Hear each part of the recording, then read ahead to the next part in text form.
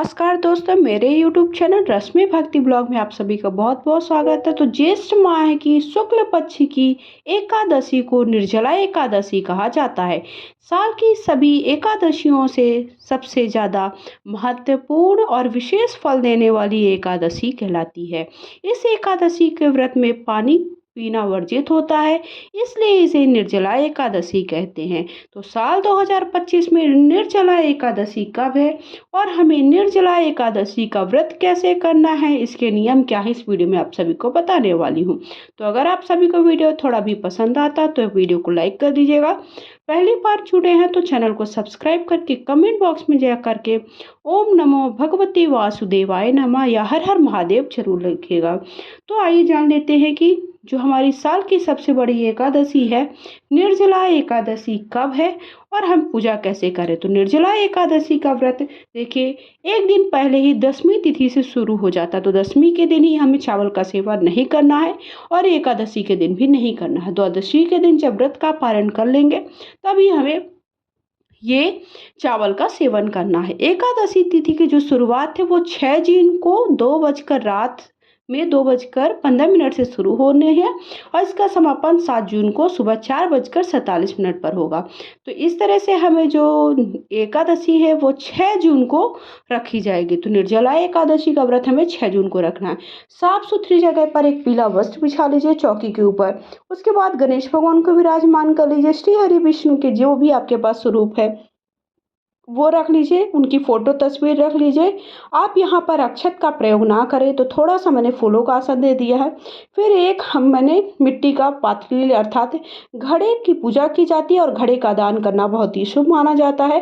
तो आप बड़ा छोटा जैसा भी है घड़ा ले लीजिए, उसके अंदर जल भर लिया है, कंठ पर मौली लगा लिया है, उसके ऊपर चावल से भरा हुआ एक मिट्टी का बर्तन रख लिया है, उसके ऊपर कोई भी आप मौसमी फल रख लीजिए, दीपक चास लीजिए। उसके बाद सबसे पहले खुद का शुद्धिकरण करके गणेश भगवान का पूजन करें। गणेश भगवान को शुद्ध जल के छींटे दे दिए। उसके बाद उन्हें हल्दी कुमकुम अच्छे से लगा दिए। सर्वप्रथम हमें गणेश भगवान का ही पूजन करना है। एकादशी व्रत का पारण हमें 7 जून को दोपहर 1:44 से लेकर के शाम को 4:31 के बीच में इस व्रत का पारण करना है।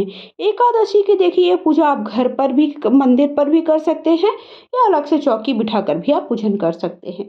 सभी को शुद्ध जल के छींटे दे दीजिए, गंगा जल से स्नान करा दें। अगर आपके पास लड्डू गोपाल हैं तो उनका भी आप पूजन जरूर करें, उन्हें आप पूजा में जरूर शामिल करें। सभी को हल्दी कुमकुम लगा दीजिए। जो भी आपने घड़े पात्र रखा है मिट्टी का उसका भी पूजन कर दीजिए। पूजन के बाद आप किसी भी जरूरतमंद को या फिर आप ब्राह्मण को दान कर सकते हैं। दीपक का भी पूजन कर दिए, श्री हरि विष्णु का, साथ ही साथ आपके जो फोटो में जो भी भगवान है उनका हल्दी कुमकुम लगा दे। आपके पास हरी चंदन है तो वो भी आप जरूर लगाएं। देखिए, सुबह सवेरे स्नान करके ही हमें सूर्य भगवान को अर्घ्य दे करके हो सके तो पीले वस्त्र धारण करके ही श्री हरि विष्णु का पूजन करना है। पूजा का संकल्प ले ले।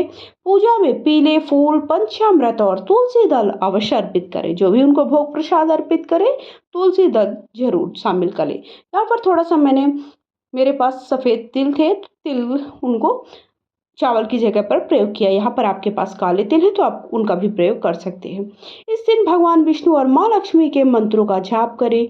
व्रत का संकल्प लेने के बाद अगले दिन सूर्योदय होने तक जल की एक भी बूंद ग्रहण नहीं करना चाहिए। इसमें अन्न और फलाहार का भी त्याग करना होगा। अगले दिन यानी द्वादशी के दिन स्नान करें, श्री हरि पूजा करें, श्री हरि भगवान की अन्न जल ग्रहण करें और व्रत का पारण करें।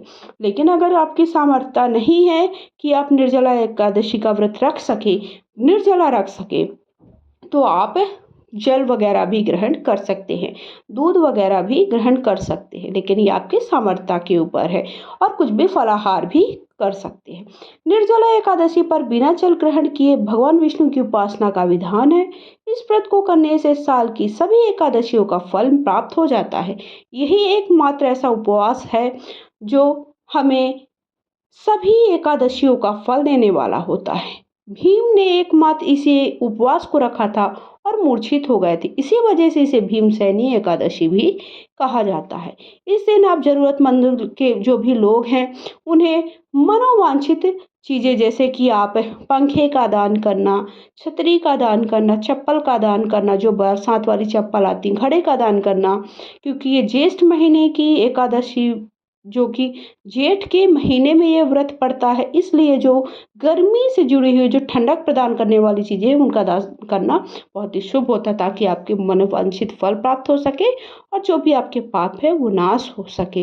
इस दिन हमें एक चकोर भोजपत्र पर केसर में गुलाब जल मिलाकर ओम नमो नारायण मंत्र लिखकर अब आप आसन पर बैठकर भगवान विष्णु का सहस्रनाम का पाठ करें और ये भोजपत्र ये अपने पर्स या पॉकेट में रख लें। इससे आपके घर में कभी धन की कमी नहीं होती है। उसके बाद देखिए, हमने सभी को फूल समर्पित कर दिए, वस्त्र के भाव से मैंने कलावा समर्पित कर दिया, श्री हरि विष्णु को जनेऊ समर्पित कर दिया। अगर आपके पास एक और एक्स्ट्रा जनेऊ है तो आप गणेश भगवान को भी देख सकते हैं। उसके बाद हमें जो भी मौसमी फल हैं, फलों का भोग लगा दिया, थोड़ा सा मेरे पास किशमिश का भोग लगा दिया। आप यहाँ पर कुछ भी पीला भोग भी आप बना सकते हैं, पंजीरी का भोग लगाना भी बहुत ही शुभ होता है।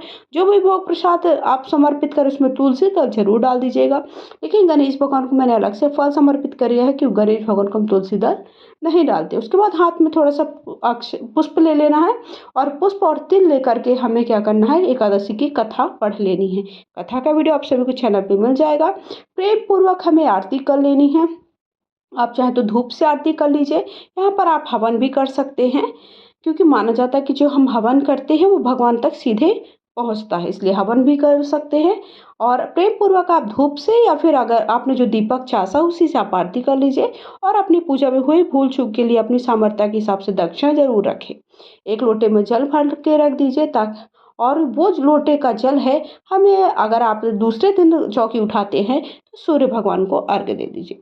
तो इस तरह से हमें निर्जला एकादशी का व्रत करना है और व्रत का पारण करना है। तो एकादशी हमें कब रखना है, व्रत का पारण कब करना, सारी जानकारी मैंने इस वीडियो में आप सभी को दे दी है। और क्या दान करना है इसका वीडियो भी आप सभी को चैनल पे मिल जाएगा, और एकादशी की कथा का भी वीडियो चैनल पे मिल जाएगा। वीडियो पसंद है तो लाइक शेयर करें और चैनल पे जा कर के कमेंट बॉक्स में जाएं, कमेंट बॉक्स में जा कर के ओम नमो भगवते वासुदेवाय नमः या हर हर महादेव जरूर लिखिए। जय हो श्री हरि विष्णु।